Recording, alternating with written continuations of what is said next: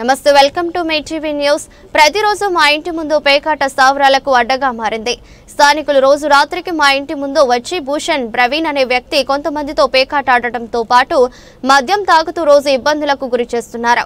మా ఇంటి ముందు పేకాట ఆడొద్దని చెప్పినందుకు నాపై భూషణ్ ప్రవీణ్ ఆయన అనుచరు దాడి చేశారని తెలిపారు। వివరాల్లోకి వెళ్తే బండారం మండల్ గ్రామానికి చెందిన కొండి గోపాల్ ఇంటి ముందు ప్రతిరోజు పేకాట ఆడుతూ వారి కుటుంబానికి ఇబ్బందులకు గురి చేస్తున్నారని తెలిపారు। మా ఇంటి వద్ద పేకాట ఆడొద్దు ఉన్నందుకు నాపై భూషణ్ ప్రవీణ్ ఆయన వెంట వచ్చిన అనుచరులతో ముగుమ్మడిగా దాడి చేసి నన్ను చంపుతామని బెదిరించారు। కత్తులతో కట్టెలతో నాపై దాడి చేసి చంపేస్తామంటూ తెలిపారు। నా కుటుంబ సభ్యులు వారిని నన్ను కాపాడి వెంటనే స్థానిక బంటారంలో పోలీస్ స్టేషన్లో ఫిర్యాదు చేయడం జరిగింది। అలాగే 108 ద్వారా తాండూరు జిల్లా ఆసుపత్రికి పొందుతున్నారని తెలిపారు। భూషణ్ ప్రవీణ్ నాకు ప్రాణాలను కొండి గోపాల్ తెలిపారు। నన్ను రక్షించాలంటూ స్థానిక పోలీస్ స్టేషన్ కు వెళ్లి మొరపెట్టుకున్నట్లు ఆయన మీడియాతో తెలిపారు।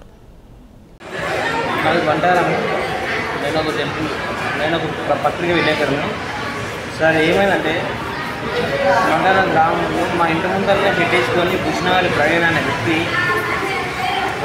ప్రతిరోజు పేకాట ఆడి కట్టుకున్నటువంటి రేకుల చెంట్లో పేకాట తాగుడు అడ్డా వేసుకొని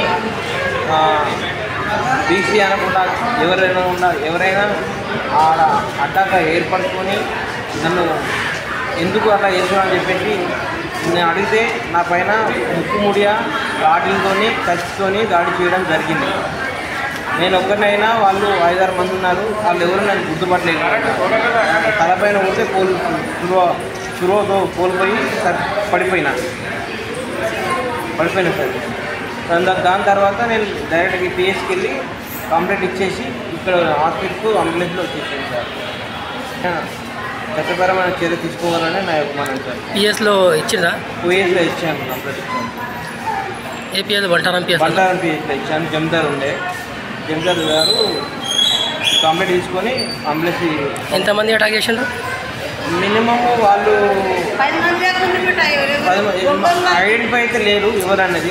ఎంతమంది అందాజగా? మినిమమ్ ఒక 5 మంది నుండి 6 మంది దాకా ఉంటారు।